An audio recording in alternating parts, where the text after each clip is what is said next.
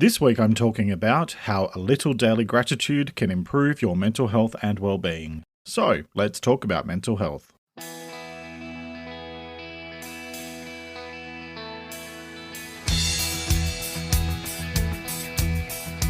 This is Let's Talk About Mental Health, a weekly podcast about mental health and well-being hosted by Jeremy Godwin. Let's talk about mental health, because the more we talk about it, the easier it gets. Hello and welcome to episode 46 of Let's Talk About Mental Health, the weekly podcast full of simple ideas for better mental health and well-being. I'm Jeremy Godwin, thank you for joining me. This episode is all about gratitude, so let's get talking. Just quickly before we dive in today, if you haven't already signed up to receive updates in your email, please take a moment to head over to letstalkaboutmentalhealth.com.au/subscribe. You'll be alerted when new episodes land, plus there's lots of exciting stuff coming up over the next few months, which will be announced exclusively to the mailing list before anywhere else. So, make sure you're included at letstalkaboutmentalhealth.com.au/subscribe. Now, on with the episode. What are you grateful for? What do you most appreciate in your life? How often do you stop to consciously be aware of those things that you appreciate the most? The concept of gratitude has gained a lot of attention in recent years. Some of it good, some of it overly complex, and some of it generic and cheesy. I don't do cheesy on Let's Talk About Mental Health. I focus on the stuff that actually makes practical sense and has scientific evidence to back it up, because there's just too many DIY solutions and so-called quick fixes out there, which can be less than effective, and I'm being kind. And so while I'm talking about gratitude this week, please keep in mind that no single action will be the magic solution for great mental health. Improving and maintaining your mental health and well-being takes time, effort, and perseverance. And more often than not, it will involve trying lots of different things over time. So if you think we're going to be sitting around today and being grateful and singing Kumbaya, you're in for a bit of a shock. Gratitude practice is one simple way to help you build a more positive outlook on life, and when it's combined with a proactive focus on other areas of your mental health, like all the different topics that I talk about each week in Let's Talk About Mental Health, then you'll begin to find more and more to be grateful. So I just wanted to be very clear about that up front. Please don't go into today's episode thinking that gratitude will be the magic cure that will fix everything. It's a great tool though. So, what is gratitude? At its core, gratitude is about being thankful and appreciative. And of course, there's a lot more to it than that. And to explain, let me quote from Harvard Medical School. Gratitude is a thankful appreciation for what an individual receives, whether tangible or intangible. With gratitude, people acknowledge the goodness in their lives. In the process, people usually recognize that the source of that goodness lies at least partially outside themselves. As a result, gratitude also helps people connect to something larger than themselves as individuals, whether to other people, nature, or something spiritual. And the link for that is in the transcript. Gratitude is something internal, as in it's something that you can choose to do and incorporate into your way of thinking about things. And it recognizes both internal and external factors in your life. In other words, you can be grateful for things about yourself, such as your ability to write or your quick wit or whatever, as well as things about other people and the broader world. For example, your partner, family, and pets, the natural world, and pretty much everything that you can think of. At the moment, I'm grateful for the arrival of spring here in Australia. My sincere apologies to those of you in the Northern Hemisphere who are now in autumn, but after far too many cold mornings this year, I'm feeling very grateful indeed for some warm weather. There are lots of different things to be grateful about. Now let's talk about what it's not. Gratitude is not about just saying thank you, because let's be honest here, words can sometimes be just words. Instead, it's about having a genuine feeling of appreciation and thankfulness. But having said that, saying please and thank you to others is actually a really good thing to do because it's a basic courtesy that falls into the be kind thing that I talk about all the time. So I do encourage you to actually say thank you to other people as often as you can. It's good for gratitude, but it's about actually having those genuine feelings of appreciation and thankfulness that underpin the words so that it's not just empty words. I hope that makes sense. Gratitude is also not about only focusing on the positive and trying to just ignore everything else in your life, especially the not so positive stuff. Because that's not gratitude, that is denial. It is a fact of life for all of us that we have ups and downs, and unfortunately, shitty things happen. But by choosing to include gratitude as part of your way of taking care of your mental health, you're reminding yourself to look for the positives and to be appreciative of all the good things in your life, as well as even the not so good things. If you're comfortable enough to be able to start looking at those things objectively and over time identifying the opportunities to learn that they present you with. More on that later on when I get to the how-to section. The thing with gratitude is that it doesn't have to be overly complicated. And I think there's a lot of stuff in mental health and well-being where people have made a living off of over-engineering the how-to part, maybe so that they can be seen as the experts and paid accordingly. But the truth is that no one single person has all of the answers, and there is no one-size-fits-all approach to better mental health. And quite often, it's the simplest solutions that have the most impact, which is why I focus on simple ideas for better mental health in this podcast. Just doing one or two things may not deliver an improvement, but doing a number of things will have a higher likelihood of finding what works for you. And so it is with gratitude. On its own, it won't magically fix everything, but when gratitude is incorporated into your daily routine, it will help you to begin to focus on what's good in your life and also to focus on what really matters to you. Because being clear about your priorities and then focusing your energy on looking after those priorities can help you to let go of stuff that's unimportant, or at least less important than what really matters to you. Now, I talked about priorities back in episode 3 and letting go in episode 32, so I encourage you to check those out for more about those topics. Now let's talk about how gratitude helps to create better mental health. Gratitude helps you to consciously focus on what is good in your life and what you appreciate, even if just for a few moments. And when you do that, you'll begin to notice more good things to appreciate. And doing so can help to put the not great things into context. We human beings often tend to focus on the negative by default, and we can often be very self-critical. What gratitude does is it redirects your attention to the good stuff. It's like a much more positive version of that thing that politicians do a lot where, they'll try to distract you with some other story. It's the good old look over there trick. But instead of using that technique for dodgy purposes like a politician, you're actually helping to retrain your focus and your mindset by using gratitude to notice the positive more and to appreciate the good stuff in life. And no matter what's going on, there's always some good stuff somewhere. Now, a lot of research has been conducted into the positive effects of being consciously grateful. According to Headspace Australia, showing gratitude can help your well-being in a number of ways, such as helping build new relationships or boost current ones, helping you forgive yourself and others, reducing anger and increasing empathy, helping you sleep better, giving you energy and boosting self-esteem, and finally, making you appreciate what you have. It can also give you feelings of happiness and appreciation, which in turn has an effect on your well-being. And then, according to positivepsychology.com, gratitude can lead to increased happiness and positive mood, greater satisfaction with life, being less materialistic, in other words, less focused on money and things, being less likely to experience burnout, better physical health, lower levels of cellular inflammation, greater resilience, and the development of patience, humility, and wisdom. And the link for both of those sources, Headspace and positivepsychology.com, are both in the transcript. Now, if you're really interested in digging a bit deeper on the why here and how it can actually help with improving your mental health, there's an excellent article that was also on positivepsychology.com, which is called The Neuroscience of Gratitude and How It Affects Anxiety and Grief. Now, I'll put the link in the transcript. It has a lot more in-depth information than what I'm sort of planning to go into in this episode, and it cites a whole bunch of research, so feel free to have a look at that. But I think it's summed up really nicely by this paragraph at the end. Gratitude is about feeling the right way about the right things at the right time. It is inseparably linked with self-discipline and motivation. It may not give us instant relief from pain and stress, but it brings the feeling of control back to us. And again, link in the transcript for that.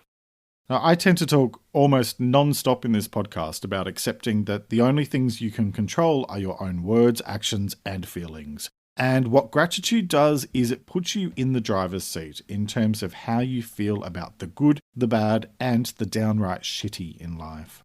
You may not be able to control what happens around you, but you certainly can control how you respond to it. And responding in a way that incorporates gratitude helps you to focus more on the positives.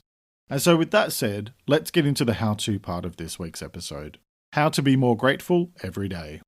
It might come as no surprise to any of my regular listeners that I'm going to start this section talking about choice.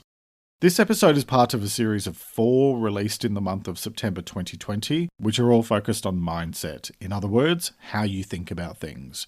And the most important factor with mindset is that you always have a choice about how you think about things in life.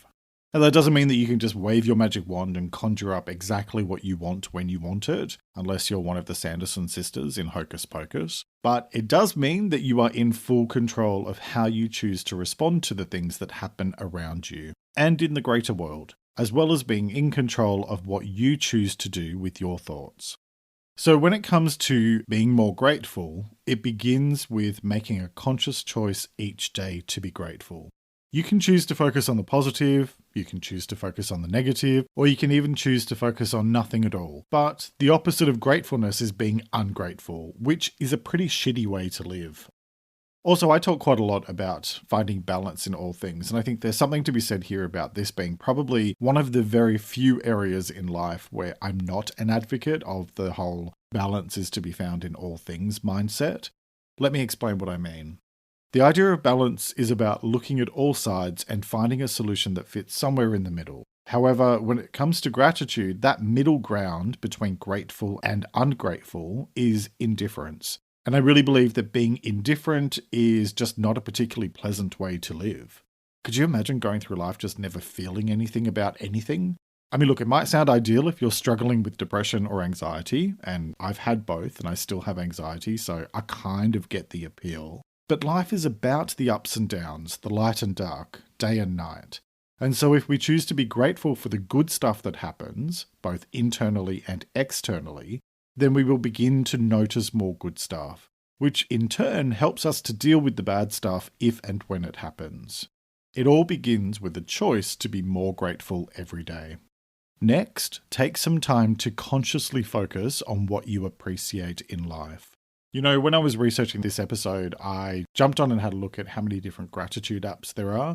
And there are hundreds, if not thousands, of different apps that you can download for your devices that all claim to help you focus on gratitude, but it really is just overcomplicating what is actually a very simple activity. Starting by asking yourself what you appreciate in life and making a list. Gratitude is just another word for appreciate. And thinking about it this way can make it easier to start identifying the good things in your life, no matter how small. When I was writing this, I went back and had a look at the original list that I started, and I've been doing a gratitude practice daily since the beginning of 2019. And one of the very first things on my original list was being able to order groceries online for click and collect. I kid you not, it was in the first few days. It might not seem like a lot to others, but it meant a lot to me at the time, even though it was pretty small. And it still does, because, let's be honest, it saves me from having to go into the store for my groceries, which just triggers my anxiety sometimes. My point here is that even if you only come up with a few things to start with, it's still a few things more than zero. You can and should focus on everything, no matter how small or seemingly insignificant. And by creating a list of things that you appreciate in life, you don't need to think about anybody else. This list is just for you. So don't worry about what's on it. Mine is littered with references to my favorite TV shows, and I have absolutely no shame about that fact. You can make it even easier for yourself by just doing it in a note on your phone, which is the way I tend to do everything, or grab a piece of paper and write it down, whatever works for you. So create a list of the things that you appreciate and revisit that list often, I would say at least every couple of weeks, and add to it. And over time, you'll see that it grows into a meaningful list full of all of the great stuff in your life. So that piece is about taking a step back and looking at, from a high level, what are all the things that you appreciate in life. And so now my next point is to incorporate gratitude practice into your daily routine. Now, this is one that you'll hear recommended over and over again. And like I said before, there's 50,000 apps out there. Often the idea of doing gratitude practice is presented in these increasingly complex ways and completely over-engineered to the point of making it feel like you might need to, twist yourself into the shape of a pretzel in order to do it effectively. You don't, by the way, which is lucky for me because I have no flexibility. All you need to do is grab a notebook or open a new note on your phone and take a few minutes each day to reflect and capture a few things that you're grateful for. I have a note on my phone that I add 5 to 7 bullet points to every morning, and I just keep adding it on, and then at the beginning of the next year, I start a new one. Now, I've read a lot of different articles and research papers on gratitude in general, but also researching this episode, and you might often come across instructions telling you that it has to be different things each day. No, it doesn't. If you're really grateful for the same 3 or 4 things every day, then more power to you. It's not a test, and this list is not for anybody other than yourself.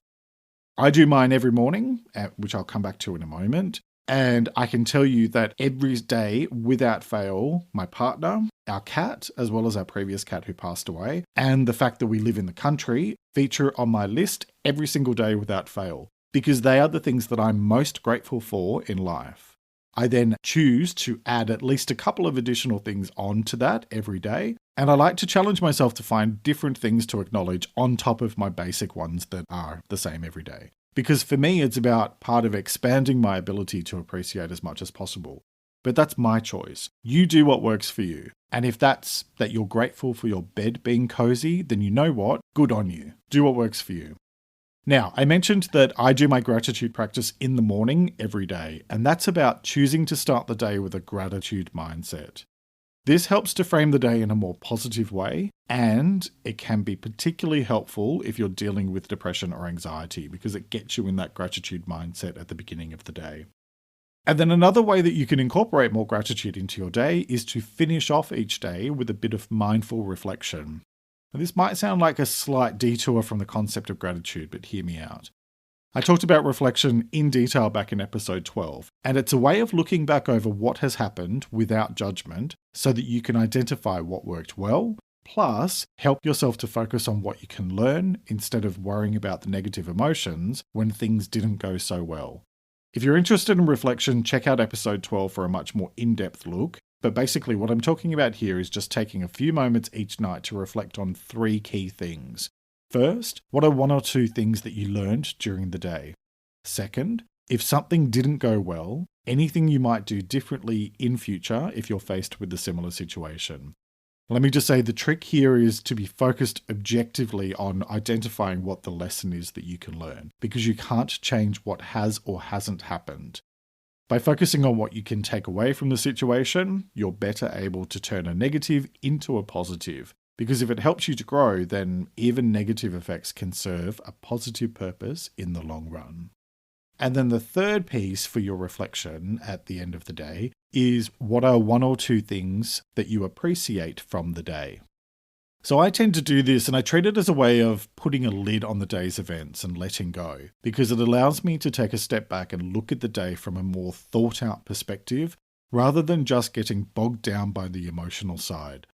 Now that doesn't mean that I don't have the emotions, because I do. It helps to distract me from the negative ones for long enough that I can start to process them a bit more rationally.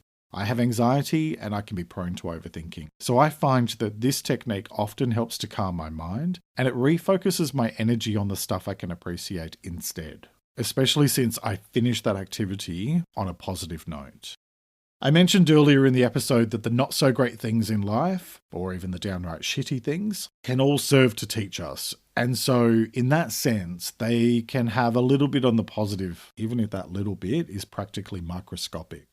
It can take a lot of time to get to that place, and it's worthwhile noting here, as I usually do, that dealing with serious issues or trauma is something that you should be doing with a qualified counsellor or therapist. You should not be going through that alone. It takes time, effort, perseverance, and support. However, this process of daily reflection with a gratitude mindset is something that can help you to begin the process of shaping your mindset to look for and appreciate the lessons in things that happen. And just a quick reminder here that you can find the transcript for this episode at letstalkaboutmentalhealth.com.au/episodes. So if anybody is finding themselves frantically taking notes, you might find it a bit easier to jump over and have a look at the transcript, and that will cover off everything that I've talked about, and you can just highlight the bits that you're after. Anyway, my final point in the how-to section here is, as you're working through what you're grateful for and what you appreciate in your life, look at your overall health and consider each aspect. Your health is made up of multiple parts: physical, mental, spiritual, emotional, social, and financial. And so when you're considering what you're grateful for, this can be a good starting point in terms of helping you to connect with all of those components. For example, even if you've got multiple bills to pay, you can still focus on or redirect your focus onto the positive in terms of having a roof over your head, which is a really important part of financial health. And you don't need to be rich or draped in Gucci to be financially healthy. Another example is emotional health, which is a component of your overall mental health that focuses on how aware you are of your emotions and how well you deal with them. Just a quick side note here, mental health refers to your overall psychological health, which includes lots of different aspects, such as your ability to learn, to form and maintain relationships, etc. Now, emotional and social health are part of mental health, as are all of the aspects of health that I mentioned, but I split them out because they have a very big impact on how we experience life, and so they need specific attention. Anyway, back to my point. For example, with emotional health and being grateful, most of us know the experience of emotions that crop up from nowhere and make us think things that we might not want to, which then leads to influencing how we feel, but then it's what we do with those emotions and feelings that matter. And so being able to recognize, for example, when you're feeling flat and then doing something to cheer yourself up or change your mood is actually something worth being grateful for, because that's you taking control of your emotional well-being. So start exploring the different aspects of your overall health and consider what you are grateful for in each area: physical, mental, spiritual, emotional, social, and financial. Remember, you are focusing on the positives. If you've got negatives in any of those 6 areas, it is what it is. We're not focusing on those at the moment. I want you to spend some time focusing on the good stuff in those areas. And there is always something, no matter how small. Because when it comes to gratitude and mental health, what it all boils down to is this. Gratitude, like so much of your mindset and even life, is a choice. It's a choice that you make to focus on what's good in life, what you appreciate, and what you feel fortunate for. And no matter how difficult things might be, there's always something to be thankful about. Even if that's a sunset or a hug from a loved one, it's not about needing to find enormous things that have some sort of material value, because what truly matters in life is recognizing that it's the little things that have the biggest impact and which will make us feel the happiest in the long term. It's the people who love you, the things that make your soul sing, and the beauty of the world around you which matter the most. And when you spend time each day focusing on what you're grateful for, then the amount of good stuff that you'll see all around you and inside of you will become bigger and bigger every day. Each week, I like to finish up by sharing a quote about the week's topic, and I encourage you to take a few moments to really reflect on it and consider what it means to you. This week's quote is by the 19th century French novelist and critic Jean-Baptiste Alphonse Karr, and it is, "Some people are always grumbling because roses have thorns. I am thankful that thorns have roses." Let me repeat that. Some people are always grumbling because roses have thorns. I am thankful that thorns have roses.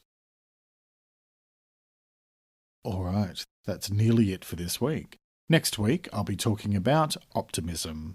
Next week's episode goes out on the 5th of October here in Australia, which will be the afternoon or evening of the 4th in most other countries. And it's a special one for me because there are 2 big things happening that week. The first is that the 10th of October is World Mental Health Day, plus there are lots of mental health events happening around the world in the month of October. And the second is that the 7th of October will be the first anniversary of Let's Talk About Mental Health. So to celebrate, I've decided to make the episodes in October all about the foundations of good mental health. 4 topics that go to the heart of all the things I talk about throughout this podcast and in my writing. So in next week's episode, I'll be talking about what optimism is and, more specifically, what realistic optimism is, why it's a big part of good mental health, and how to be more realistically optimistic. I hope you'll join me for that episode, which will be released on Monday morning in Australia and New Zealand, Sunday evening in the UK, Ireland and Europe, and Sunday afternoon in the US and Canada.